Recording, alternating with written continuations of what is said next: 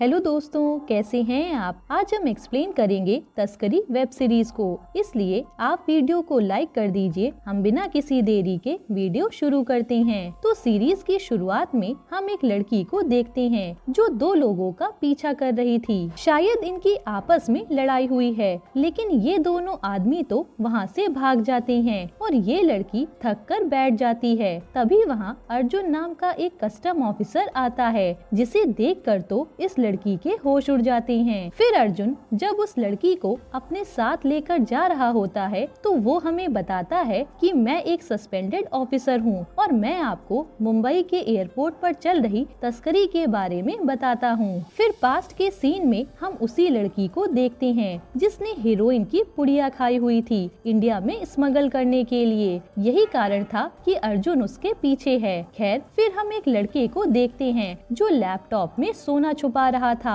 India लाने के लिए। वहीं एक बूढ़ी लेडी भी थी जो डायमंड स्मगल करने की तैयारी कर रही थी। ये सब दिखाकर हमें बताया जाता है कि इसी तरह से आए दिन मुंबई के एयरपोर्ट के जरिए माल इंडिया में स्मगल किया जाता है। फिर हम बैंकॉक के आदमी को देखते हैं जो मुंबई के एक कस्टम ऑफिसर पवन को कॉल करके कहता है कि वहाँ एक बुढ़िया कई करोड़ का माल लेकर आ रही है, उसे पकड़ लो, बदले में मुझे 2 लाख चाहिए। ये सुनकर पवन खुश हो जाता है क्योंकि वो भी करप्ट ही था जो उस माल को अपने पास रख लेता। फिर हमें अर्जुन बताता है कि ये तस्करी तो काफी समय से चल रही है, लेकिन जब इलेक्शन करीब आए तो ऑपोजिशन वालों ने तस्करी को रोकने का मुद्दा उठाया और ये सारा ब्लेम फाइनेंस मिनिस्टर पर डाल दिया। जिसके बाद हम देखते हैं कि फाइनेंस मिनिस्टर ने आज कस्टम हेड को बुलाया था और वो उन्हें कहते हैं कि मुझे ये तस्करी रोकनी है चाहे किसी भी हाल में। जिस पर कस्टम हेड अविनाश बताता है कि ये रोकना बहुत मुश्किल है क्योंकि तस्करी वाले तो किसी को भी खरीद लेते हैं, यहाँ तक कि पॉलिटिशियंस को भी। तब मिनिस्टर कहते हैं कि जो भी ऑनेस्ट ऑफिसर हो उन्हें मुंबई एयरपोर्ट पर अपॉइंट करो ताकि हम ये तस्करी रोक सकें। मुझे इलेक्शन से पहले ये काम करके दिखाना है। जिसके बाद अविनाश तुरंत अपने सबसे ईमानदार ऑफिसर असिस्टेंट कमिश्नर प्रकाश को मुंबई एयरपोर्ट पर अपॉइंट कर देता है। वहीं हम देखते हैं कि एयरपोर्ट पर किस तरह से यहाँ के ऑफिसर मिले हुए हैं जो थोड़े पैसों के लालच में लोगों को छोड़ देते थे और इसी तरह से स्मगलिंग चल रही थी। फिर हम पवन को देखते हैं जो इंटेल के हिसाब से उसी बूढ़ी लेडी को पकड़ लेता है, लेकिन उनकी बैग को चेक करने पर कुछ भी नहीं मिलता, जिससे पवन भी हैरान था। फिर वो बूढ़ी लेडी यहाँ से एक होटल के रूम में जाती है और हमें पता चलता है कि इस लेडी ने वो हीरे अपने साथ बैठी फैमिली को दे दिए थे। इसी तरह से ये लेडी कई बार स्मगलिंग कर चुकी है और वो इस फैमिली को कट देकर चली जाती है। वहीं बैंकॉक से जिस आदमी ने पवन को इंटेल दी थी वो भी एक आदमी से अपना हिस्सा ले रहा था पवन को गुमराह करने के लिए। इधर हम उसी लड़की को देखते हैं जो हीरोइन स्मगल के लिए इंडिया में आई थी, पर उसे एयरपोर्ट के बाहर 2 लोग उठा लेते हैं और फिर वो किसी रमेश नाम के बिजनेसमैन को कॉल करते हैं कि तेरी हीरोइन अब हमारे पास है, इसलिए मुझे 50 लाख चाहिए। तब रमेश कहता है कि मैं 25 लाख दूंगा और इनकी डील हो जाती है। असल में ये माल कई करोड़ का है और रमेश ही हीरोइन इंडिया में इंपोर्ट कराता है। खैर, फिर रमेश अपने एक आदमी को ये डील करके आने के लिए कहता है। इधर हम प्रकाश को देखते हैं जो अपने सीनियर से कहता है कि मुझे यहाँ पर कुछ मेरे ऑफिसर चाहिए ताकि हम स्मगलिंग रोक सकें, पर सीनियर मना कर देते हैं कि मैं बिना किसी कारण ऑफिसर के ट्रांसफर नहीं कर सकता। फिर सीनियर कहते हैं कि यहाँ जल्द ही मिनिस्टर का दामाद आने वाला है, इसलिए उनकी खातिरदारी तुम्हें करनी है। जो सुनकर प्रकाश को बहुत गुस्सा आता है कि मैं यहाँ काम करने आया हूँ और इन्होंने मुझे नौकर बना दिया। तभी प्रकाश को एक लड़के पर शक होता है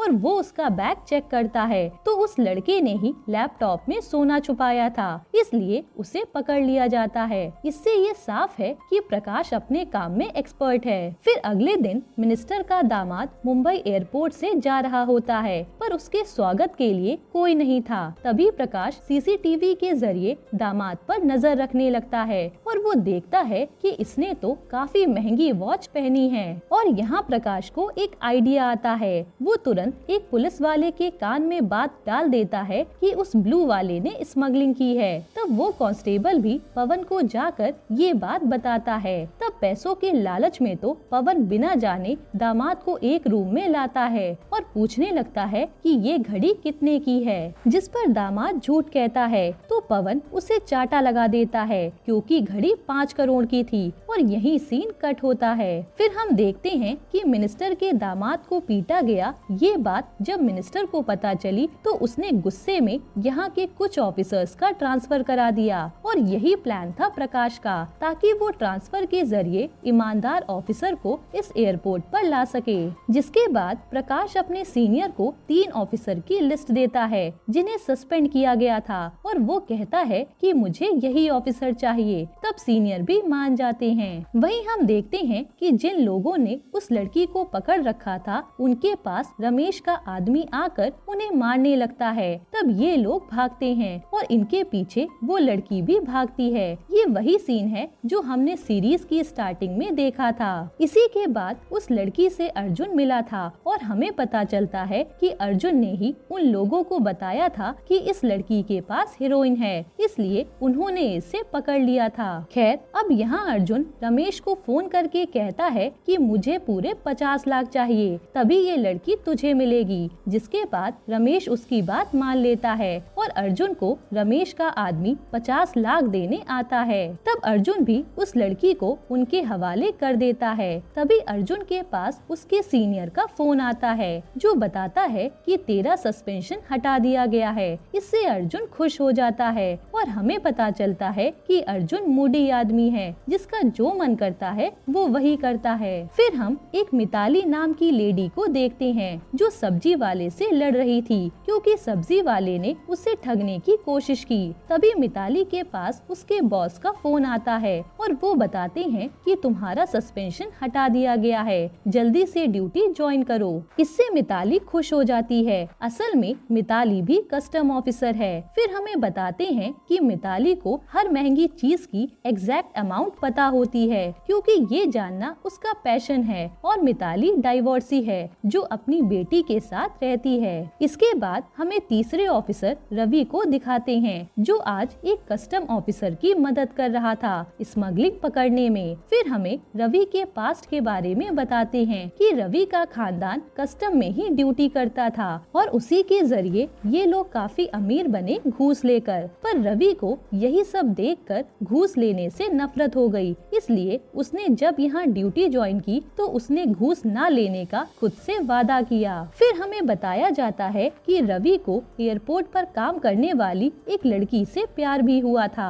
और ये दोनों जल्द ही शादी करने वाले थे। पर शादी वाले दिन वो लड़की आई ही नहीं, जिसका कारण ये था कि रवि घूस नहीं लेता था, इसलिए लड़की को लगा कि कम पैसों में सरवाइव करना मुश्किल होगा। इससे रवि को बहुत दुख हुआ था। खैर, अब सीन प्रेजेंट में आता है और रवि को भी नौकरी वापस मिल गई थी, इसलिए आज ये तीनों दोस्त एक साथ नौकरी ज्वाइन करते हैं। फिर ये तीनों प्रकाश के पास आते हैं जहाँ प्रकाश इन्हें बताता है कि मैंने ही तुम तीनों को यहाँ बुलाया है क्योंकि मुझे ईमानदार ऑफिसर चाहिए थे।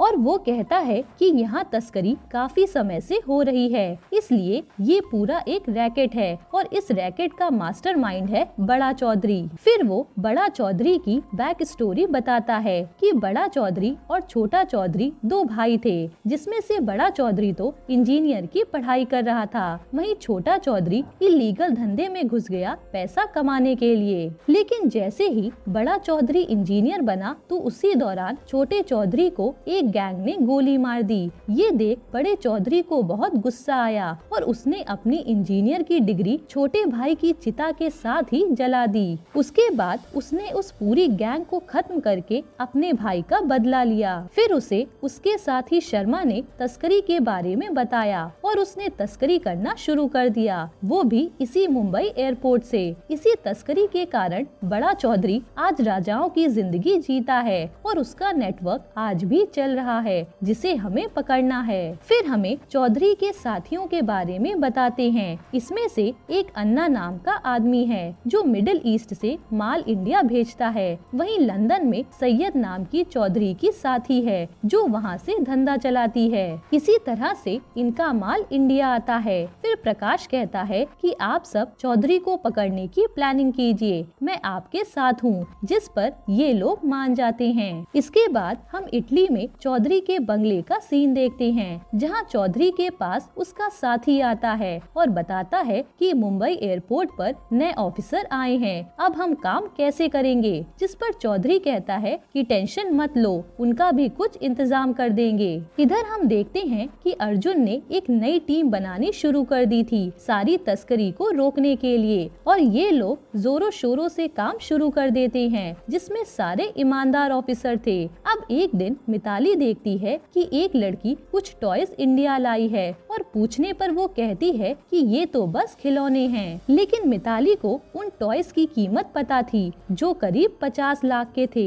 ये जानकर सबके होश उड़ जाते हैं। तब वो लड़की भी कस्टम ड्यूटी भरने को मान जाती है। इधर अर्जुन को रवि बुलाकर कहता है कि मैंने एक लड़की प्रिया पर नजर रखी है, वो करीब पिछले साल से कई बार अलदिरा और मुंबई ट्रैवल कर चुकी है और कई बार डोमेस्टिक फ्लाइट भी ले चुकी है, इसलिए मुझे उस पर शक है। तब अर्जुन हमें बताता है कि ये प्रिया डोमेस्टिक फ्लाइट के जरिए सोना इंडिया में लाती है, फिर वो फ्लाइट के टॉयलेट में सोना छुपा देती है, जिसके बाद वहाँ दूसरा आदमी आकर उस सोने को ले जाता है। इसी तरह से ये धंधा कर रही है। जिसके बाद आज प्रिया जब दोबारा अलदिरा से मुंबई आती है तो अर्जुन उसे पकड़ लेता है। फिर वो चेकिंग करने के बहाने प्रिया के कान में कहता है कि तुम्हारा राज खुल गया है, इसलिए ध्यान से। यानी प्रिया के साथ अर्जुन भी मिला हुआ है, जो इस तस्करी में शामिल है। फिर अर्जुन हमें प्रिया के पास्ट के बारे में बताता है, जहाँ प्रिया एयर होस्टेस थी और वो कैप्टन से प्यार करती थी।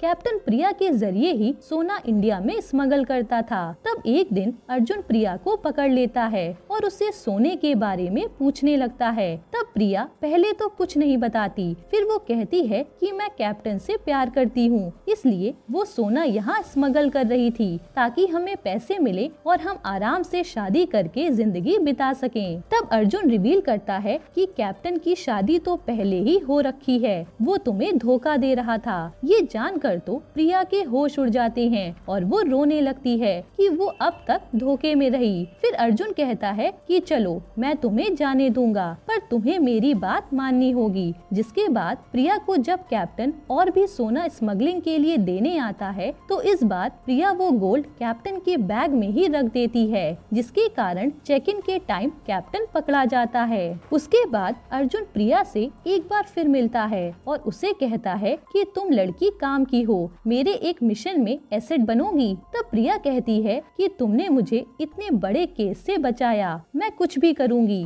जिसके बाद अर्जुन ने प्रिया को अन्ना के भतीजे राहुल को अपने झांसे में फंसाने के लिए कहा और तब एयर होस्टेस बनकर ही प्रिया ने राहुल को अपने जाल में फंसाना शुरू कर दिया। अब क्योंकि राहुल अक्सर स्मगलिंग के लिए सफर करता था तो प्रिया का उसे अपने जाल में फंसाना आसान हो गया और ये दोनों अक्सर मिलने लगे। फिर एक दिन प्रिया ने रोते हुए कहा कि मेरी कंपनी मुझे जॉब से निकालने वाली है क्योंकि मैंने एक बार स्मगलिंग की थी। ये सुनकर राहुल कहता है कि कोई बात नहीं, तुम ये जॉब छोड़ दो, मैं तुम्हें दूसरा काम दिला दूंगा। जिसके बाद राहुल प्रिया को अपने चाचा अन्ना और उसके साथी सुरेश के पास लाता है और कहता है कि प्रिया को स्मगलिंग के नए नए तरीके पता है। इस तरह से प्रिया अन्ना की गैंग में मिल जाती है और ये लोग स्मगलिंग का काम साथ में करते हैं। अब सीन प्रेजेंट में आता है और प्रिया चुपचाप जाकर अर्जुन से मिलती है। यहाँ देखकर साफ समझ आ रहा था कि प्रिया अर्जुन को पसंद करती है और अर्जुन भी प्रिया को चाहता है। खैर यहाँ प्रिया अर्जुन को उन ऑफिसर की लिस्ट देती है जो चौधरी के लिए काम करते हैं और उसमें नाम देखकर वो भी चौंक जाता है। इसके बाद हम स्पेन का सीन देखते हैं जहाँ चौधरी की साथी सैयद स्मगलिंग का काम करवा रही थी। वहीं यहाँ हम चौधरी को देखते हैं जो आज एक आदमी को मार डालता है क्योंकि उसने चोरी करने की कोशिश की थी। फिर हम प्रकाश को देखते देखते हैं जो अर्जुन को बुलाकर कहता है कि एक समिट रखा गया है और उसके प्रोटोकॉल आपकी टीम को संभालने हैं। तब अर्जुन कहता है कि ऐसे में तो चौधरी स्मगलिंग शुरू कर देगा, लेकिन प्रकाश कहता है कि यही तो ट्रिक है, तुम्हें जाना है समिट के लिए और जैसे ही चौधरी का माल इंडिया में आएगा तुम यहाँ आकर उसे पकड़ लेना। ये सुनकर अर्जुन भी खुश हो जाता है। जिसके बाद अर्जुन वहाँ से सीधा पटेल नाम के ऑफिसर के पास आता है जो चौधरी के लिए ही काम करता है और वो उसे बता देता है कि हमारी ड्यूटी तो समिट के लिए लग गई, यानी तब तक एयरपोर्ट पर पुराने ऑफिसर ही काम करेंगे। अब ये सुनकर पटेल तुरंत चौधरी को कॉल करके बता देता है कि 2 दिन आप अपना माल मुंबई में आराम से भेज पाओगे क्योंकि सारे पुराने ऑफिसर ड्यूटी पर आ रहे हैं। ये सुनकर तो चौधरी खुश हो जाता है। फिर ये बात चौधरी अन्ना को बताता है और अन्ना सुरेश और प्रिया के साथ मिलकर स्मगलिंग की प्लानिंग करने लगते हैं। वहीं सैयद ने भी स्मगलिंग के लिए लोगों को काम देना शुरू कर दिया था। खैर फिर हम अन्ना को देखते हैं जो एक शेख के साथ खड़ा था। असल में ये सारा माल इसी शेख के बॉस का है जिसे चौधरी इंडिया में पहुंचाता है और काफी मोटा पैसा कमाता है। अब सारी तैयारी होने के बाद अर्जुन प्रिया को कॉल करके कहता है कि अब तुम वहाँ से निकल लो वरना जान का खतरा होगा। और जैसे ही प्रिया अपनी पैकिंग करने लगती है तभी वहाँ राहुल आ जाता है जो प्रिया को अपने साथ चलने को कहता है। तब राहुल को शक ना हो इसलिए प्रिया उसके साथ चल देती है। फिर रास्ते में राहुल कहता है कि चाचा ने कहा है कि जब तक माल मुंबई में लैंड नहीं हो जाता तब तक तुम मेरे साथ रहोगी, यानी अन्ना को प्रिया पर शक था। खैर थोड़ी देर में राहुल की कार को पुलिस वाले घेर लेते हैं और ये लोग राहुल को ड्रग्स ले जाने के जुर्म में अरेस्ट कर लेते हैं। वहीं प्रिया को भी इन लोगों ने उठा लिया था। फिर हमें पता चलता है कि ये सब अर्जुन की ही चाल थी क्योंकि वो जानता था कि प्रिया की जान को खतरा होगा, इसलिए उसने अपने साथी गोविंद जो अल-दिराह में अच्छी पोस्ट पर है उसे फोन करके राहुल को फंसाने के लिए कहा था ताकि प्रिया को निकाला जा सके। जिसके बाद गोविंद यहाँ प्रिया को उसका पासपोर्ट देकर कहता है कि तुम इंडिया चली जाओ और गोविंद की टीम ने राहुल को कहीं रेगिस्तान के बीचों बीच छोड़ दिया था ताकि राहुल अन्ना से कांटेक्ट ना कर पाए कि उनके पीछे पुलिस पड़ी है और सारा माल मुंबई में लैंड कर जाए। जिसके बाद हम देखते हैं कि चौधरी के सारे साथियों ने अपने अपने एसेट मुंबई में भेजने शुरू कर दिए हैं जिनके पास करोड़ों का माल था। वहीं चौधरी भी खुश था कि अब ये काम हो जाएगा तो कुछ दिन की टेंशन खत्म होगी। फिर यहाँ जैसे ही प्लेन लैंड करने वाला था उससे पहले अर्जुन समिट से एयरपोर्ट आता है और सारे ऑफिसर्स को बुलाकर मीटिंग करता है। तब यहाँ अर्जुन को देख पटेल के होश उड़ गए थे कि ये कहाँ से आ गया। फिर अर्जुन कहता है कि यहाँ कई करोड़ का माल लैंड होने वाला है, इसलिए आप सब अपने अपने फोन जमा कीजिए और आज हमें उन्हें रंगे हाथों पकड़ना है। तब पटेल को भी अर्जुन की बात माननी पड़ती है। फिर ये लोग पूरी तैयारी के साथ एयरपोर्ट पर पहरा देने लगते हैं। अब इनका प्लान ये था कि पहला माल जो लाएगा उसे ये लोग जाने देंगे ताकि दूसरों को सिग्नल मिले कि सब सेफ है और उन्हें बाद में पकड़ने की जिम्मेदारी पटेल की थी। जिसके बाद एयरपोर्ट पर चौधरी का पहला माल उतरता है और ये लोग बड़े आराम से उन्हें जाने देते हैं जिससे चौधरी के एसेट अन्ना को इन्फॉर्म कर देते हैं कि सब क्लियर है। तब अन्ना अपने सारे एसेट को भेज देता है। वहीं जिस एसेट को सबसे पहले जाने दिया था उसे पकड़ने की जिम्मेदारी पटेल की थी, वरना उस पर इंक्वायरी बैठ जाती, इसलिए वो तो उन पैसेंजर के पीछे भागता है पर वो लोग निकल गए थे। तब पटेल एक कार से उनका पीछा करता है। वहीं यहाँ एयरपोर्ट पर जैसे ही बाकी तस्करी वाले लोग लैंड करते हैं तो अर्जुन की टीम सबको पकड़ने लगती है और इन लोगों ने कई 100 करोड़ का माल देखते ही देखते पकड़ लिया था जिससे ये लोग भी हैरान थे। वहीं पटेल जब उन लोगों का पीछा कर रहा था तभी उसे रमेश भाई के लोग आकर पकड़ लेते हैं और इधर राहुल अभी भी रेगिस्तान में भटक रहा था। फिर हम पटेल को देखते हैं जिसको रमेश भाई के आदमियों ने खूब मारा था जासूसी करने के लिए। फिर रमेश भाई का उसके पास फोन आता है जिससे पटेल कहता है कि मैं बस जासूसी करने का नाटक कर रहा था और कुछ नहीं। तभी वहाँ अर्जुन की टीम पहुँच जाती है जिसके साथ पुलिस वाले थे। असल में अर्जुन ने पुलिस को पटेल पर नजर रखने को कहा था।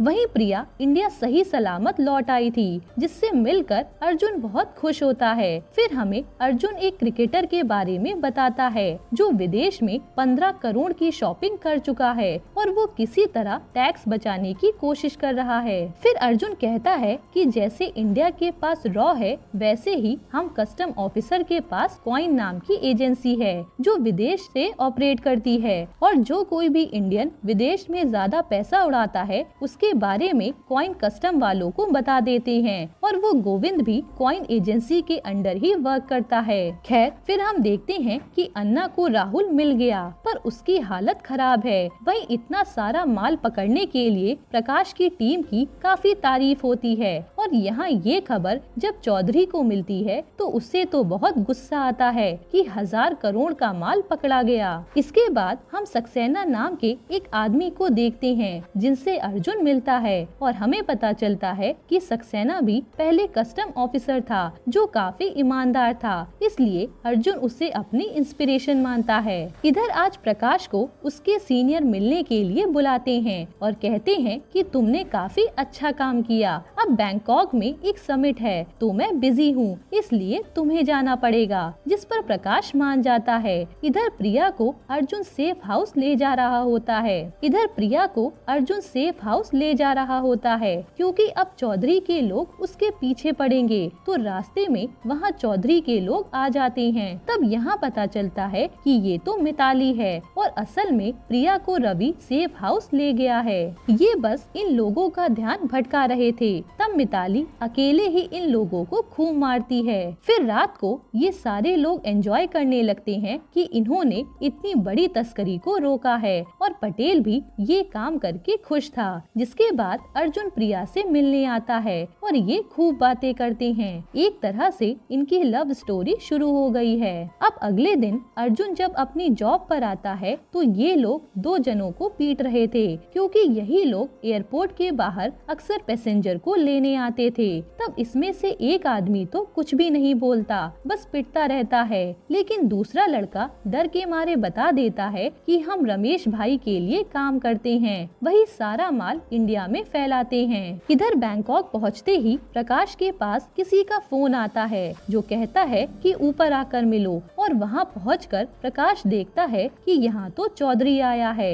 ये देखकर उसके होश उड़ जाते हैं। तब चौधरी कहता है कि मैंने ही आपको मिलने के लिए बैंकॉक बुलाया था। फिर चौधरी प्रकाश को ब्लैंक चेक देता है ताकि वो उसका माल ना रोके, पर प्रकाश उसके मुंह पर मना करके चला जाता है, जिससे चौधरी को बहुत गुस्सा आता है। वहीं यहाँ कस्टडी में उस आदमी ने लड़के को गुस्से में मार डाला था क्योंकि उसने रमेश भाई का नाम ले लिया। जिसके बाद यहाँ प्रकाश अपने रूम में आते ही अपने बॉस पर भड़कने लगता है कि तुमने मुझे चौधरी से मिलने के लिए क्यों भेजा, पर उसके बॉस कहते हैं कि इसमें हम सबका फायदा है, पर प्रकाश मना कर देता है। इधर उस लड़के के बयान के अकॉर्डिंग अर्जुन की टीम रमेश भाई को पकड़ने आ गई थी, और ये लोग रमेश भाई को ढूंढने लगते हैं। तभी अर्जुन की गैंग का लड़का कुलवीर एक सीक्रेट रूम में पहुंच जाता है, और वहाँ गोली चलने की आवाज आती है। तब अर्जुन जल्दी से वहाँ आता है तो देखता है कि रमेश मरा पड़ा है और कुलवीर रो रहा है। वहीं कस्टडी में उस आदमी ने अपने साथी को मार दिया था, और वो इसका इल्जाम अर्जुन की टीम पर लगा रहा था कि तुम लोगों ने इसे मार डाला, जिससे सीनियर भी हैरान थे। जिसके बाद प्रकाश अपनी टीम के पास आता है और अर्जुन पर भड़कने लगता है कि ये सब कैसे हो गया। तब कुलवीर बताता है कि मैं तो बस रमेश भाई को ढूंढने गया था, पर उन्होंने मुझ पर बंदूक तान दी और हाथापाई में उन पर गोली चल गई। ये सब सुनने के बाद प्रकाश अपने सीनियर से आकर मिलता है, जिस पर सीनियर कह रहे थे कि इस सारे ऑफिसर पर इंक्वायरी होगी, इसलिए तुम इस पर साइन करो। पर प्रकाश मना कर देता है कि नहीं, ये मेरे अंडर हैं, इसलिए इनकी जिम्मेदारी मैं लेता हूँ। आप ऐसा कीजिए, इन्हें 3 महीने का टाइम दीजिए, और अगर आपने ऐसा नहीं किया तो मैं सबको बता दूंगा आप चौधरी से मिले हो। जिस पर उसके सीनियर मान जाते हैं। वहीं रमेश भाई के मरने के बाद चौधरी और भड़क गया था। तब उसके साथी कहते हैं कि हमें उन ऑफिसर को मार देना चाहिए। तब सुरेश कहता है कि मेरे पास एक और आइडिया है। जिसके बाद हम देखते हैं कि अर्जुन के पास चौधरी ने फोन किया है ताकि वो उसे अपनी साइड कर ले, पर अर्जुन मना कर देता है। वहीं यहाँ अब चौधरी के लोगों ने अर्जुन की टीम को डराना शुरू कर दिया है, जहाँ मिताली की बेटी पर एक आदमी पानी फेंक जाता है और कहता है कि अगली बार चौधरी साहब से पंगा लिया तो इसकी जगह तेजाब होगा।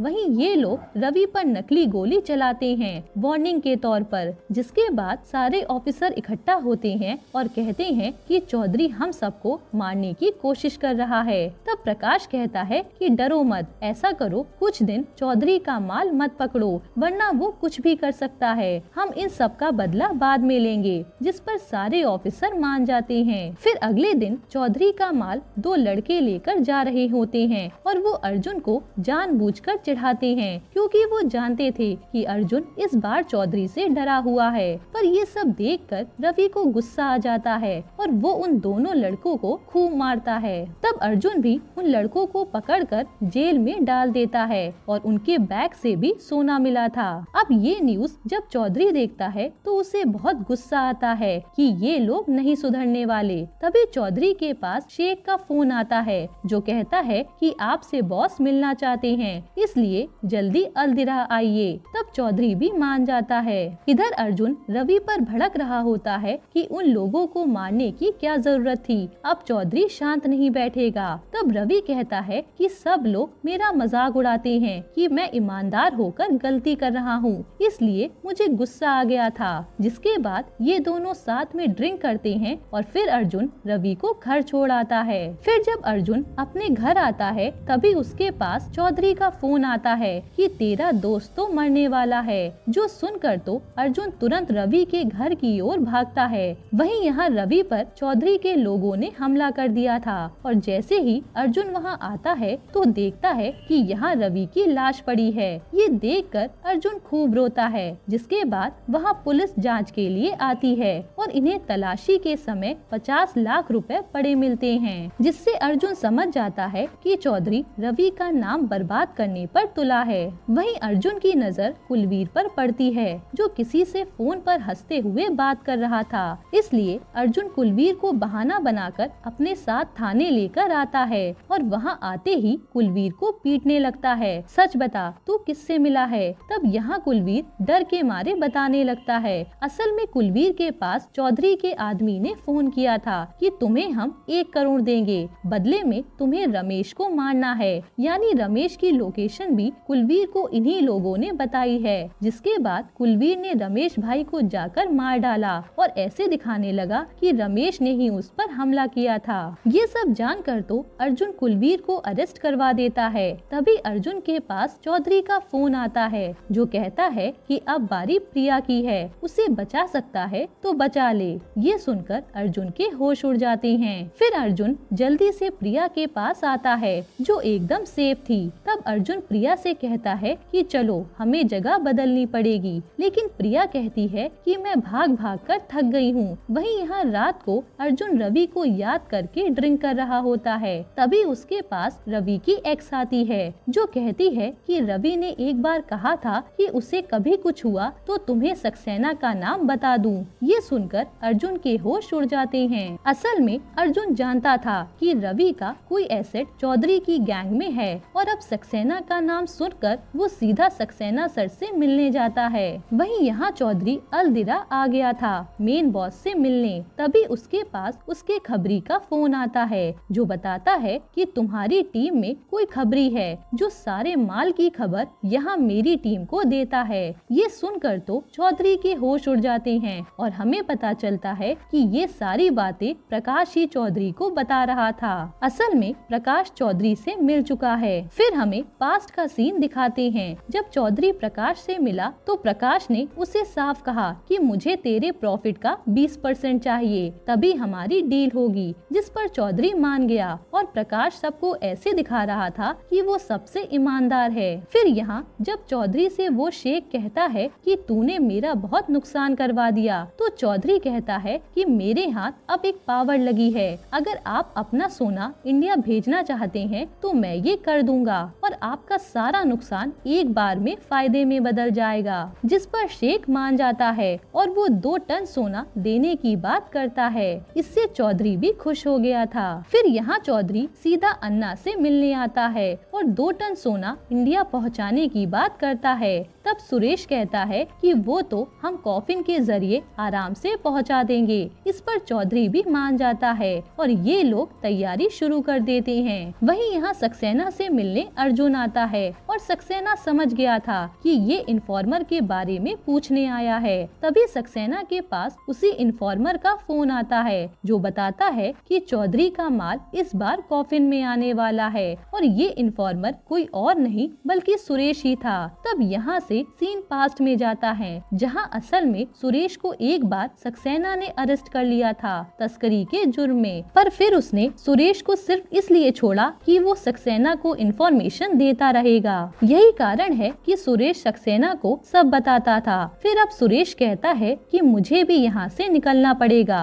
क्योंकि मेरे ऊपर भी शक हो सकता है इन लोगों को। अब यहाँ जैसे ही सुरेश अंदर आता है तभी उस पर राहुल हमला करके बेहोश कर देता है क्योंकि चौधरी जान गया कि सुरेश इन्फॉर्मर है। वहीं यहाँ राहुल से मिलने प्रिया अलदिरा आ चुकी है जिसे चौधरी ने बुलाया था। ये सब जानकर तो अर्जुन के होश उड़ जाते हैं। इधर चौधरी का कॉफिन वाला शिप उतर जाता है तो अर्जुन की टीम उसकी ही जांच कर रही थी सोना पकड़ने के लिए। वहीं प्रकाश भी कहीं और माल देखने आया था। तब हमें पता चलता है कि चौधरी ने सोना कॉफिन से निकाल कर फर्नीचर में छुपा दिया था जो इंडिया इम्पोर्ट हो रहे हैं और उसे वहां से निकालने की जिम्मेदारी प्रकाश की थी। वहीं यहाँ प्रिया चौधरी से आकर मिलती है। तभी उसके सामने सुरेश को लाया जाता है जिसका इन्होंने बुरा हाल कर रखा था। इधर सारे कॉफिन चेक करने के बाद भी अर्जुन को कुछ नहीं मिलता। तभी उसे याद आता है कि हो सकता है कि सुरेश के पकड़े जाने से चौधरी ने सोने की जगह बदल दी हो।